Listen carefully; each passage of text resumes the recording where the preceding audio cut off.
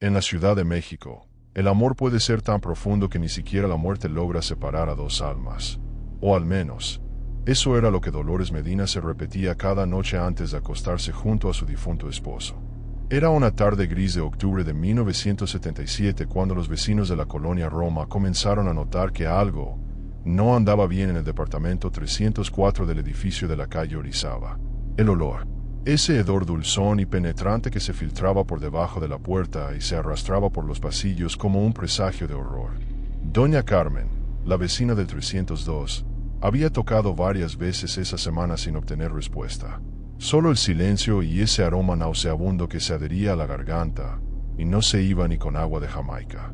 Dolores Medina tenía 42 años, aunque aparentaba muchos más. Su rostro demacrado y sus ojos hundidos contaban la historia de una mujer que había conocido el sufrimiento de manera íntima. Vestía siempre de negro, como correspondía a su condición de viuda, pero había algo en su luto que iba más allá de las convenciones sociales. Era un negro que parecía absorber la luz del día, un negro que se extendía desde su ropa hasta su alma. Hacía 6 meses que Roberto Medina había fallecido. Un infarto fulminante lo había arrancado de este mundo una madrugada de abril, justo cuando la ciudad comenzaba a desperezarse con el canto de los gallos y el traqueteo de los primeros camiones. Roberto era un hombre discreto, empleado de confianza en una notaría del centro. No tenían hijos. Su mundo se reducía a ese departamento de 2 habitaciones donde habían construido una vida silenciosa pero, al parecer, profundamente arraigada. El día del funeral había llovido. Una de esas lluvias torrenciales que convierten las calles de la Ciudad de México en ríos lodosos. Dolores había permanecido de pie junto al ataúd en el Panteón Francés, inmóvil como una estatua de sal, mientras el agua escurría por su vestido negro y formaba charcos a sus pies. No lloró, no habló, simplemente observaba el cajón de madera barnizada como si pudiera ver a través de él, como si Roberto aún pudiera escuchar sus pensamientos. Lo que nadie supo es que Dolores no permitió que sellaran completamente el ataúd. Había sobornado al encargado de la funeraria con los ahorros que guardaba en una lata de galletas danesas. «Solo necesito verlo una vez más», había dicho con voz quebrada. El hombre, conmovido o tal vez simplemente codicioso, accedió. Le dio las llaves del panteón y miró hacia otro lado. Esa noche, Dolores regresó. La ciudad dormía bajo un manto de humedad y silencio. Llevaba consigo una maleta grande y una determinación que rayaba en la locura. Abrió el nicho recién sellado con una palanca que había comprado esa misma tarde en una ferretería de La Lagunilla. El sonido del concreto cediendo resonó en la oscuridad como un grito ahogado. Y allí estaba él, Roberto, su Roberto, con ese traje gris que tanto le gustaba usar los domingos. Lo que Dolores hizo a continuación desafía toda lógica, toda comprensión humana. Sacó el cuerpo del ataúd, lo colocó con cuidado en la maleta y lo llevó de vuelta a casa. En taxi, un Volkswagen sedán verde que recorrió las calles desiertas mientras el taxista, ajeno a su macabra carga, hablaba del próximo partido de fútbol del América. Pero Dolores era una mujer práctica, a su manera retorcida. Sabía que los cuerpos se descomponen. Había leído sobre ello en la biblioteca pública, consultando libros de anatomía y conservación que la bibliotecaria le había entregado sin hacer preguntas. Conocía sobre formol, sobre sales, sobre los métodos antiguos de preservación que usaban los egipcios. Durante las siguientes semanas, convirtió su cocina en un laboratorio improvisado. Nadie la visitaba. No tenía familia cercana. Roberto había sido su única compañía durante 15 años de matrimonio. Los vecinos la consideraban una mujer extraña pero inofensiva. Una viuda más en una ciudad llena de viudas. Dolores compraba sus provisiones temprano en la mañana, en el mercado de Medellín, y regresaba rápidamente a encerrarse en su departamento. Siempre con prisa, siempre con esa mirada perdida que la gente evitaba encontrar. El proceso tomó tiempo, mucho tiempo y mucha dedicación. Dolores trabajaba con la meticulosidad de un relojero, con el amor enfermizo de alguien que se niega a aceptar la realidad. Drenó los fluidos, inyectó conservantes, rellenó cavidades con algodón y especies aromáticas que compraba en una herbolaria de la colonia obrera. Cosió, maquilló, peinó, y cuando finalmente terminó, Roberto lucía casi como el día de su muerte. Casi vivo, casi presente. Dolores lo vistió con su pijama favorita, esa de rayas azules que ella misma le había regalado en su último cumpleaños. Lo colocó en su lado de la cama, el izquierdo, donde siempre había dormido durante todos esos años. Y esa noche, por primera vez desde abril, Dolores durmió tranquila, abrazada a Roberto, sintiendo su cercanía, aunque fuera solo una ilusión preservada con químicos y desesperación. Los días se convirtieron en semanas, y las semanas en meses. Dolores estableció una rutina. Por las mañanas, le daba los buenos días a Roberto, le contaba sus sueños, preparaba café para dos, aunque solo ella bebía. Durante las tardes, escuchaban la radio juntos. Dolores se sentaba a su lado y tejía, como solía hacer cuando él llegaba del trabajo. Por las noches, cenaban frente al televisor, y luego se iban a dormir. Juntos, como siempre. El edificio de la calle Orizaba era uno de esos inmuebles Art Deco que habían sido testigos del esplendor de la colonia Roma en décadas pasadas. Sus muros gruesos guardaban secretos, y sus inquilinos habían aprendido a respetar la privacidad ajena. En la Ciudad de México de 1977, cada quien cargaba con sus propios demonios, y nadie se atrevía a juzgar demasiado las rarezas de los vecinos. Sin embargo, hay límites que incluso la indiferencia urbana no puede tolerar. Doña Carmen fue la primera en expresar sus preocupaciones al portero, don Esteban, un hombre de 60 años que llevaba trabajando en el edificio desde que se construyó en 1928. Ese olor no es normal, le decía mientras se abanicaba con un periódico viejo. Huele como cuando se murió el gato de la señora Gutiérrez y estuvo 3 días debajo del calentador. Don Esteban asintió con gravedad. Él también lo había notado, pero Dolores siempre pagaba puntual su renta y nunca causaba problemas. Además, en aquellos tiempos, las autoridades no se involucraban en asuntos domésticos a menos que fuera absolutamente necesario. El olor, sin embargo, comenzó a intensificarse a medida que el verano daba paso al otoño. A pesar de los esfuerzos de Dolores por mantener a Roberto en condiciones óptimas, la naturaleza seguía su curso inexorable. Los conservantes caseros que ella aplicaba religiosamente cada semana no eran suficientes.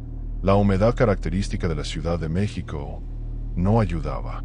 El departamento se había convertido en una especie de mausoleo viviente, donde las cortinas permanecían cerradas día y noche, y el aire se sentía denso, cargado de algo más que simple tristeza.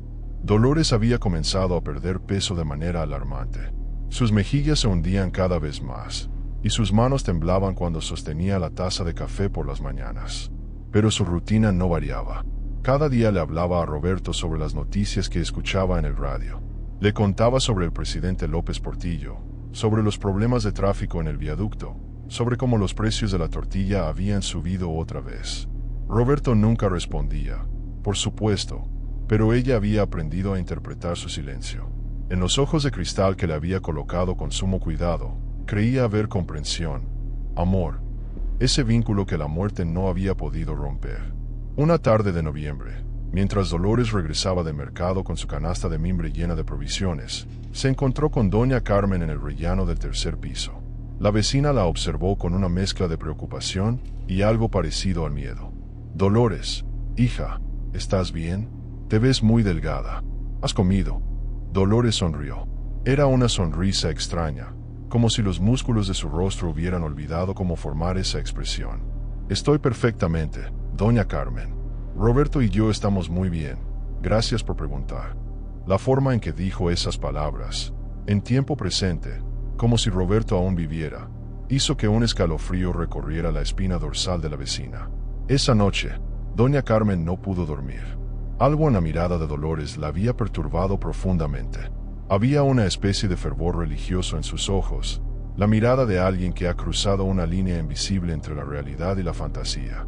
A las 3 de la madrugada, Carmen escuchó algo que la heló hasta los huesos, una voz que venía del departamento contiguo. Era Dolores, cantando. Una canción de cuna, suave y melancólica, como si estuviera arrullando a un niño, o a un muerto. Los días se acortaban y el frío comenzaba a instalarse en la ciudad. Dolores había dejado de abrir las ventanas por completo.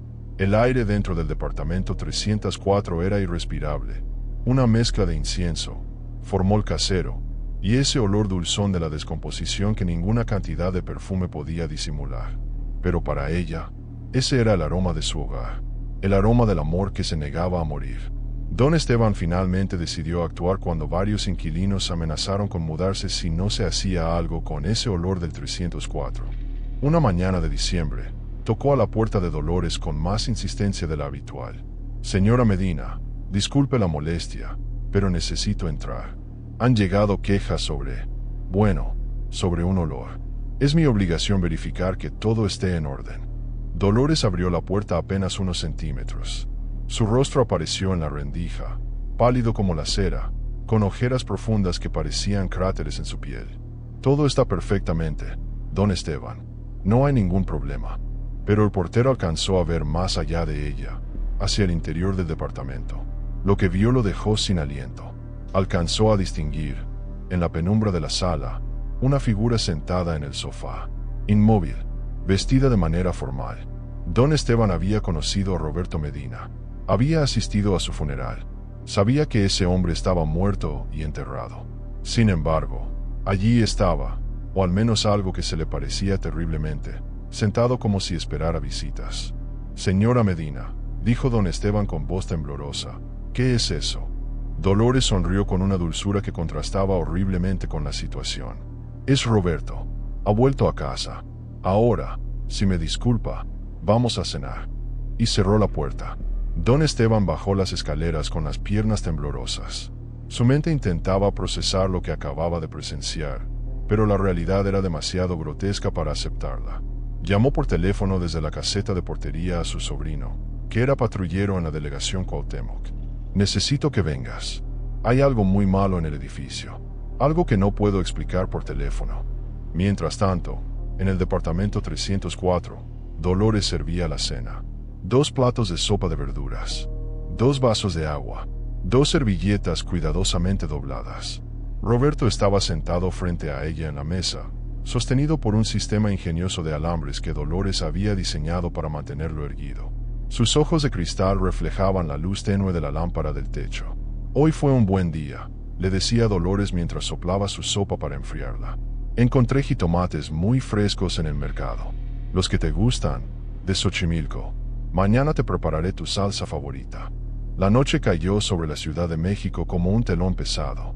Las luces de los coches se deslizaban por el Paseo de la Reforma formando ríos de luz. La vida continuaba su curso normal en las calles, en los bares, en los cines donde proyectaban las últimas películas de moda. Pero en el tercer piso del edificio de la calle Orizaba, en un departamento donde el tiempo parecía haberse detenido en abril, una mujer se preparaba para acostarse junto al cadáver momificado de su esposo, convencida de que el amor verdadero era más fuerte que la muerte, más poderoso que la razón, más eterno que la vida misma. La patrulla llegó al edificio pasadas las 10 de la noche. Era un Dodge Dart blanco con verde, de los que solían recorrer las colonias céntricas de la capital en aquellos años. Del vehículo descendieron 2 agentes, el sobrino de don Esteban, oficial Ramírez, y su compañero, el oficial González, un hombre curtido que había visto de todo en sus 20 años de servicio. O al menos eso creía. Don Esteban los esperaba en la entrada, retorciendo nerviosamente su gorra entre las manos. «No sé cómo explicarles lo que vi», comenzó a decir con voz entrecortada. «Es la señora del 304, la viuda Medina. Creo que tiene a su esposo muerto allá arriba, en el departamento, como si estuviera vivo». Los oficiales intercambiaron miradas. En la Ciudad de México de 1977 habían visto casos extraños: altares a la Santa Muerte, rituales de santería, todo tipo de manifestaciones de fe y desesperación que florecían en los rincones oscuros de la metrópoli. Pero esto sonaba diferente. «¿El esposo no murió hace como medio año?», preguntó Ramírez, recordando vagamente la conversación que había tenido con su tío en alguna reunión familiar. Don Esteban asintió con vehemencia. «En abril. Yo mismo vi el coche fúnebre que se lo llevó. Fue al Panteón Francés. Todo fue normal, o eso pensamos». Hizo una pausa, como si las palabras le pesaran en la lengua. «Pero ese olor, y lo que vi hoy, no es normal. Esa mujer tiene algo allá arriba, algo que no debería estar». Los 3 hombres subieron las escaleras en silencio. El edificio parecía más oscuro de lo habitual, como si las bombillas hubieran perdido intensidad. En el segundo piso, una puerta se entreabrió y doña Carmen asomó la cabeza. Al ver a los policías, se santiguó. Ya era hora, susurró. Esa pobre mujer necesita ayuda. O todos nosotros la necesitamos. El olor se intensificaba con cada escalón. Al llegar al tercer piso, el oficial González tuvo que sacar un pañuelo y cubrirse la nariz y la boca. Era un hedor inconfundible para alguien con su experiencia. El olor de la muerte tratando de abrirse paso a través de químicos y perfumes baratos. El oficial Ramírez tocó a la puerta del 304. 3 golpes firmes y profesionales. Señora Medina, soy de la policía. Necesitamos hablar con usted. Silencio. Luego, el sonido de pasos arrastrándose, lentos, como si quien caminaba al otro lado llevara un peso invisible sobre los hombros. La puerta se abrió y Dolores apareció en el umbral. Vestía una bata de casa azul pálido que había conocido mejores tiempos. Su cabello, antes recogido en un moño impecable, ahora colgaba en mechones grasientos sobre sus hombros. Pero fueron sus ojos lo que realmente impactó a los oficiales. 2 pozos de oscuridad donde cualquier rastro de cordura parecía haberse ahogado hace mucho tiempo. ¿Sí?, preguntó con voz monótona, como si recibir la visita de la policía a las 10 de la noche fuera lo más normal del mundo. Ramírez intentó mantener un tono profesional pero amable. Señora, hemos recibido quejas de los vecinos sobre un olor. Necesitamos revisar su departamento. Dolores no se movió. Se quedó allí, bloqueando la entrada con su cuerpo demacrado, como un guardián esquelético protegiendo un tesoro maldito. No pueden entrar. Roberto está descansando. No me gusta que lo molesten a estas horas. La forma en que dijo el nombre de su difunto esposo, con esa naturalidad escalofriante, confirmó las peores sospechas de los oficiales. González dio un paso al frente, su mano moviéndose instintivamente hacia la macana que llevaba en el cinturón. Señora, con todo respeto, tenemos autoridad para entrar. Si no coopera, tendremos que hacerlo por la fuerza. Algo cambió en el rostro de Dolores. Una chispa de pánico atravesó sus ojos muertos. No, susurró. No pueden llevárselo. No otra vez. La primera vez casi me mata. No sobreviviré a una segunda. Fue en ese momento cuando don Esteban, motivado por una mezcla de preocupación genuina y curiosidad morbosa, empujó suavemente a Dolores hacia un lado y encendió la luz del recibidor. Lo que los 3 hombres vieron los acompañaría en sus pesadillas durante años. El departamento era un escenario sacado de una obra de teatro del absurdo, donde la vida y la muerte se habían entrelazado de la manera más grotesca posible. La sala estaba decorada como para una celebración permanente. Había flores por todas partes, la mayoría marchitas y secas, pero colocadas con esmero en jarrones de cerámica. Fotografías de Roberto cubrían las paredes. Roberto en su boda, Roberto en Acapulco, Roberto sonriendo frente a la Catedral Metropolitana. Y en medio de todo esto, sentado en un sillón de terciopelo verde, estaba el propio Roberto, o lo que quedaba de él. El cuerpo había sido preservado con una combinación de torpeza y dedicación obsesiva. La piel tenía un tono cerúleo antinatural, estirada sobre los huesos como pergamino antiguo. Los ojos de cristal que Dolores había insertado en las cuencas vacías miraban hacia adelante con una fijeza perturbadora. Vestía un traje completo, camisa blanca, corbata azul marino, saco gris. Sus manos, cruzadas sobre el regazo, mostraban las uñas pintadas de un rosado artificial.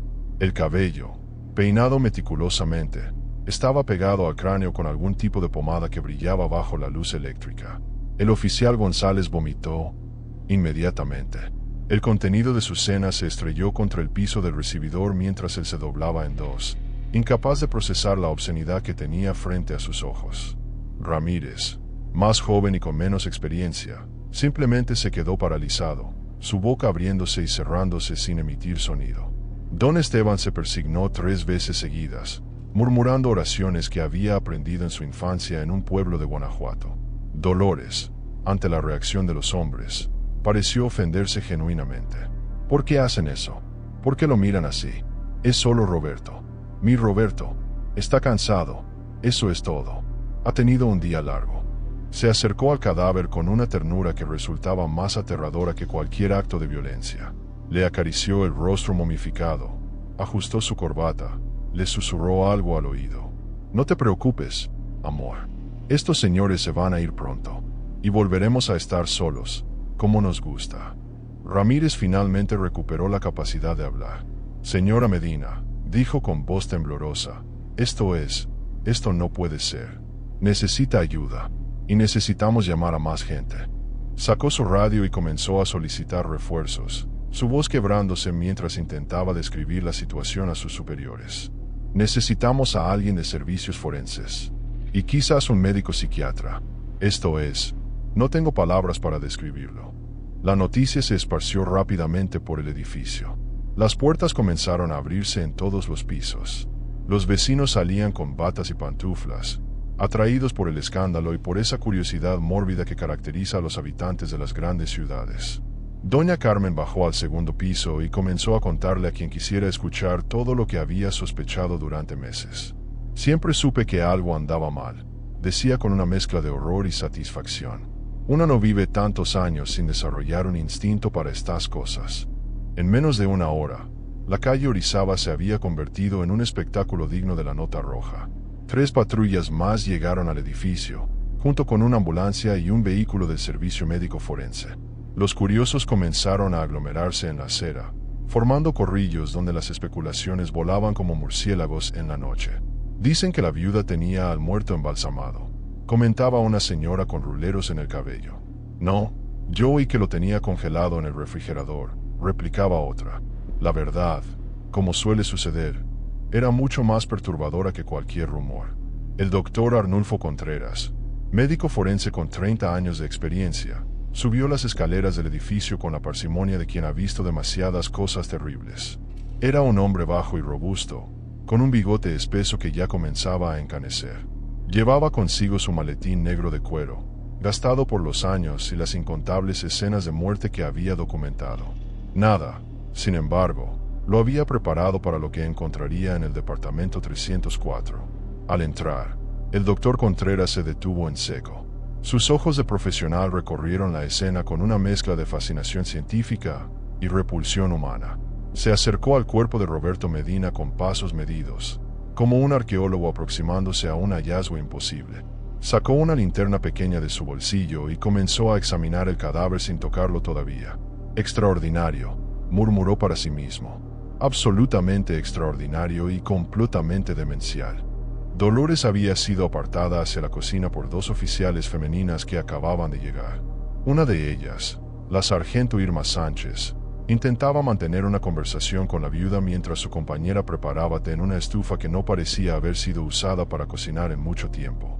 Los estantes estaban llenos de frascos con líquidos extraños, etiquetados con una caligrafía temblorosa. Formol casero, solución salina, esencias aromáticas. Era evidente que Dolores había convertido su hogar en un taller de taxidermia humana. Señora Medina, comenzó la sargento Sánchez con una voz que intentaba ser maternal. Necesito que me cuente qué pasó. ¿Cuándo trajo a su esposo de vuelta a casa? Dolores la miró con ojos vidriosos, como si la pregunta viniera desde muy lejos. Él nunca se fue realmente, respondió con una voz apenas audible. El día del funeral, mientras todos lloraban, yo supe que era un error. Un terrible error. Roberto no podía estar en ese lugar frío y oscuro, solo, rodeado de extraños. Él me necesitaba, y yo lo necesitaba a él. Las palabras brotaban ahora con más fluidez, como si una compuerta emocional se hubiera abierto después de meses de contención. Llevábamos 15 años juntos, ¿sabe? 15 años de despertarnos uno al lado del otro, de desayunar juntos, de escuchar la radio por las tardes. ¿Cómo se supone que iba a continuar sola? ¿Cómo? Las lágrimas comenzaron a rodar por sus mejillas hundidas, dejando rastros brillantes sobre su piel cetrina. Así que fui por él. Esa misma noche. No podía dejarlo allí. No podía. En la sala, el doctor Contreras había comenzado su examen más detallado. Con guantes de látex, palpó cuidadosamente diferentes partes del cuerpo. La rigidez cadavérica había pasado hace mucho, pero los químicos que Dolores había usado habían creado una nueva forma de preservación. No era un trabajo profesional, ni siquiera competente desde el punto de vista técnico, pero había una especie de lógica desesperada en el método. Usó formaldehído diluido, comentó el doctor en voz alta, más para sí mismo que para los oficiales presentes. Y sales, muchas sales, probablemente cloruro de sodio común mezclado con algo más. Es un milagro que no haya causado un desastre sanitario mayor. El comandante Héctor Villarreal, un hombre corpulento con el rostro marcado por la viruela que había sufrido en su infancia, había asumido el control de la situación. Era conocido en la delegación por su pragmatismo y su capacidad para manejar casos complicados sin perder la compostura. «Doctor», preguntó con voz ronca, «¿esto es un crimen? Quiero decir, legalmente hablando». Contreras se quitó los guantes con un chasquido seco y suspiró profundamente. «Técnicamente, sí. Profanación de cadáver, alteración de un cuerpo sin autorización, posiblemente robo si consideramos que el cuerpo estaba bajo custodia del cementerio». Pero hizo una pausa, mirando hacia la cocina donde Dolores sollozaba quedamente. «Esto no es un caso criminal ordinario, comandante. Esto es una tragedia psiquiátrica». Los vecinos del edificio habían comenzado a contar sus propias historias ahora que las compuertas de la normalidad se habían roto. Doña Carmen recordaba cómo Dolores solía hablar de Roberto en tiempo presente, incluso meses después de su muerte. Siempre decía, «Roberto prefiere el café sin azúcar». A Roberto no le gusta que ponga la radio muy fuerte. Pensé que era su manera de mantener viva la memoria. Nunca imaginé que lo decía literalmente. El señor Fuentes del piso de abajo recordaba haber escuchado conversaciones a altas horas de la noche. Pensé que tenía visitas. Dos voces claramente distintas. Pero ahora me doy cuenta de que era solo ella, haciendo ambas partes del diálogo. En la cocina, Dolores había entrado en una especie de trance confesional. Las palabras salían de su boca como agua de una presa rota. Años de soledad y dolor condensados en un monólogo que la sargento Sánchez grababa cuidadosamente en su libreta. «Al principio fue difícil», explicaba Dolores. «Roberto estaba cambiando. Su piel, su olor. Por más que intentaba preservarlo, la naturaleza seguía su curso. Así que comencé a investigar.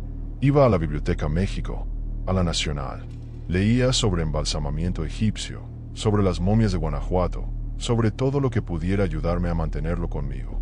«¿Y la gente del cementerio?», preguntó la sargento. Nadie notó que el cuerpo había desaparecido. Dolores sonrió con tristeza. «Le pagué al guardia nocturno. No mucho, lo que tenía ahorrado. Le dije que necesitaba despedirme apropiadamente. Creo que pensó que era solo una viuda loca que quería llorar junto a la tumba. Cuando volví con la maleta vacía, él ya se había ido. Sellé el nicho yo misma con cemento que compré en una ferretería. No fue perfecto, pero fue suficiente. Nadie lo revisa, ¿sabe? Los muertos no reciben visitas con tanta frecuencia como uno esperaría». Afuera, los reporteros habían comenzado a llegar. La noticia había filtrado a través de los canales de radio de la policía, y ahora fotógrafos de la alarma y el gráfico se agolpaban intentando capturar imágenes del edificio. Las cámaras de Televisa no tardarían en aparecer. Para la medianoche, la historia de la viuda de la colonia Roma que dormía con su esposo muerto sería el tema de conversación en cantinas, mercados y oficinas de toda la ciudad. El comandante Villarreal tomó una decisión. «Vamos a tener que llevárnosla», le dijo al doctor Contreras. «Tanto a ella como al cuerpo. Esto necesita manejarse con discreción, si es que todavía es posible hablar de discreción con medio barrio afuera». El doctor asintió. «Ella necesita evaluación psiquiátrica urgente. No es violenta, pero claramente ha perdido contacto con la realidad. En cuanto al cuerpo, tendremos que hacer una autopsia para determinar la causa de muerte original y documentar todo el proceso de preservación». Cuando intentaron explicarle a Dolores que tendría que acompañarlos, que Roberto sería trasladado nuevamente al forense, algo en ella se quebró definitivamente. Se lanzó hacia la sala con una fuerza sorprendente para su estado físico deteriorado, gritando el nombre de su esposo con una desesperación que heló la sangre de todos los presentes. Se necesitaron 4 oficiales para contener a Dolores. Su cuerpo esquelético se retorcía con una fuerza alimentada por la locura y la desesperación. «No pueden llevárselo. Es mío. Es mi esposo. Prometimos estar juntos hasta que la muerte nos separe, pero la muerte no nos separó. Yo no lo permití». Sus gritos resonaban por todo el edificio, mezclándose con el murmullo de los vecinos y el crepitar de los radios policiales. La sargento Sánchez finalmente logró inyectarle un sedante suave que la enfermera de la ambulancia había traído consigo. Gradualmente, el cuerpo de Dolores se relajó, aunque sus labios seguían murmurando el nombre de Roberto una y otra vez. como una oración interminable. El traslado del cuerpo fue una operación delicada y grotesca. El doctor Contreras supervisó personalmente cómo los técnicos forenses colocaban los restos de Roberto Medina en una bolsa especial para cadáveres. Había algo profundamente perturbador en la manera en que el cuerpo mantenía la posición sentada incluso cuando intentaban extenderlo.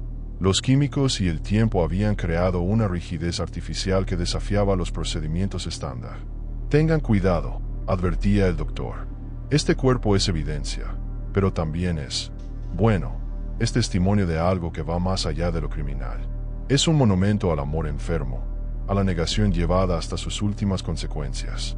Mientras bajaban la camilla por las angostas escaleras del edificio, los vecinos se apartaban como si el cadáver pudiera contagiarles alguna maldición. Doña Carmen se persignaba compulsivamente, murmurando avemarías. El señor Fuentes, el escéptico del segundo piso que siempre tenía una explicación racional para todo, permanecía en silencio, con los ojos fijos en la bolsa negra que contenía lo que alguna vez fue Roberto Medina. Algunos de los más jóvenes sacaban fotografías con sus cámaras Kodak, conscientes de que estaban presenciando algo que se convertiría en leyenda urbana, en una de esas historias que se cuentan en reuniones nocturnas para provocar escalofríos. Dolores fue llevada en la ambulancia, todavía bajo los efectos del sedante, con la mirada perdida en algún punto del infinito. La sargento Sánchez la acompañó, sosteniendo su mano huesuda durante todo el trayecto al Hospital Psiquiátrico Fray Bernardino Álvarez. Todo va a estar bien, le susurraba, aunque ambas sabían que eso era una mentira piadosa. Nada volvería a estar bien para Dolores Medina. Su mundo, ese universo construido sobre la negación de la muerte y la preservación imposible del amor, se había derrumbado en cuestión de horas. En los días siguientes, el caso acaparó los titulares de toda la prensa capitalina. La viuda macabra de la Roma tituló El Universal. Amor más allá de la tumba. El caso que horroriza a la CDMX, proclamó Excelsior. El Alarma, fiel a su estilo sensacionalista, publicó fotografías borrosas del edificio con un titular en letras rojas. Dormía con el cadáver de su marido durante 6 meses. Las radionovelas de la época comenzaron a incluir tramas inspiradas en el caso, aunque siempre con el descargo de que cualquier parecido con la realidad era mera coincidencia. El doctor Mauricio Fernández, psiquiatra asignado al caso de Dolores, pasó semanas entrevistándola en el hospital. Lo que descubrió fue un perfil psicológico complejo de una mujer que había construido su identidad completa alrededor de su matrimonio. Dolores no tenía familia cercana, explicaría después en una conferencia médica que se volvería famosa en los círculos psiquiátricos mexicanos. No tenía amigos. No tenía hobbies propios. Roberto era literalmente su mundo entero. Cuando él murió, ella enfrentó una aniquilación existencial. Su respuesta no fue procesar el duelo de manera saludable, sino negar completamente la muerte. Para ella, Roberto seguía vivo porque necesitaba que siguiera vivo para que su propia existencia tuviera sentido. Durante las sesiones terapéuticas, Dolores hablaba de Roberto con una mezcla de amor genuino y delirio profundo. Recordaba conversaciones que habían tenido en los meses posteriores a su muerte, cenas que habían compartido, momentos íntimos que claramente solo existían en su mente fragmentada. Me contaba sobre su día en la oficina, le decía al doctor Fernández con total convicción. Me decía que me extrañaba cuando yo salía al mercado. Por las noches, me abrazaba y me decía que todo estaría bien. El psiquiatra tomaba notas meticulosas, consciente de que estaba documentando un caso que desafiaría las definiciones tradicionales de la psicosis y el duelo patológico. El cuerpo de Roberto Medina fue finalmente cremado después de que las autoridades completaran todos los estudios forenses necesarios. No había familia que reclamara las cenizas. El acta de defunción fue enmendada para reflejar las circunstancias extraordinarias del caso. En el Panteón francés, el nicho que Dolores había violado aquella noche lluviosa de abril permaneció vacío, un recordatorio silencioso de la noche en que el amor y la locura se habían entrelazado de manera indistinguible. Los vecinos del edificio de la calle Orizaba nunca olvidaron lo sucedido.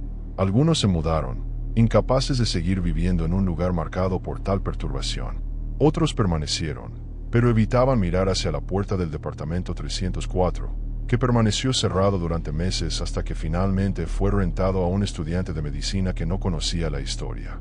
Doña Carmen, quien viviría otros 15 años en el edificio, nunca dejó de santiguarse cada vez que pasaba frente a esa puerta. Hay cosas que marcan un lugar, solía decir. Y lo que pasó aquí arriba marcó no solo el departamento, sino a todos nosotros.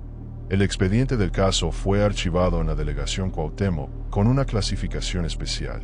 No fue procesado como crimen ordinario. El juez encargado, después de revisar los informes psiquiátricos, determinó que Dolores Medina era inimputable por razones de enfermedad mental. Fue internada indefinidamente en el Hospital Fray Bernardino, donde pasaría el resto de sus días en un limbo entre la lucidez y el delirio, entre el recuerdo y la fantasía. Dolores Medina vivió otros 22 años en esa institución. Nunca recuperó completamente la cordura, aunque tuvo periodos de lucidez donde parecía comprender, con un dolor devastador, lo que había hecho. En esos momentos, lloraba inconsolablemente, no por haber preservado el cuerpo de Roberto, sino por haberlo perdido nuevamente. En sus días más oscuros, vagaba por los jardines del hospital llamando su nombre, buscándolo entre los rosales y las jacarandas, convencida de que en cualquier momento le aparecería para llevarla de vuelta a casa. Murió en el invierno de 1999, a los 64 años, de neumonía. Sus últimas palabras, según la enfermera que la atendió, fueron: «Roberto me está esperando. Finalmente vamos a estar juntos otra vez». Fue enterrada en una fosa común del Panteón Civil de Dolores, sin ceremonia, sin flores, sin nadie que llorara su partida. Su historia, sin embargo, sobrevivió. Se convirtió en una de esas leyendas urbanas que la Ciudad de México guarda en su memoria colectiva, un recordatorio de que en esta inmensa metrópoli, detrás de cada puerta cerrada, pueden esconderse historias que desafían la comprensión y estremecen el alma. El edificio de la calle Orizaba todavía existe. Si pasas por allí en una tarde cualquiera, lo verás como uno más de los cientos de edificios Art Deco que salpican la colonia Roma. Nada en su fachada indica la tragedia que albergó. Los nuevos inquilinos van y vienen, ajenos a la historia del departamento 304. Pero los viejos del barrio, esos que han vivido allí desde los años 70, todavía se reúnen en las cantinas cercanas y cuentan la historia de Dolores Medina, la viuda que amó tanto que no pudo dejar ir a su esposo, ni siquiera cuando la muerte reclamó su cuerpo. Es una historia que nos recuerda que el amor, ese sentimiento que celebramos y romantizamos, puede transformarse en algo oscuro cuando se niega a aceptar los límites de la mortalidad. Que el duelo, ese proceso doloroso pero necesario, no puede ser evitado sin consecuencias terribles. Y que en las sombras de nuestra ciudad, donde millones de vidas se entrelazan en un tejido urbano caótico y hermoso, siempre habrá historias que nos recuerden la fragilidad de la mente humana y los abismos a los que puede llevarnos la desesperación. Y así termina esta crónica de uno de los casos más perturbadores en la historia de la Ciudad de México.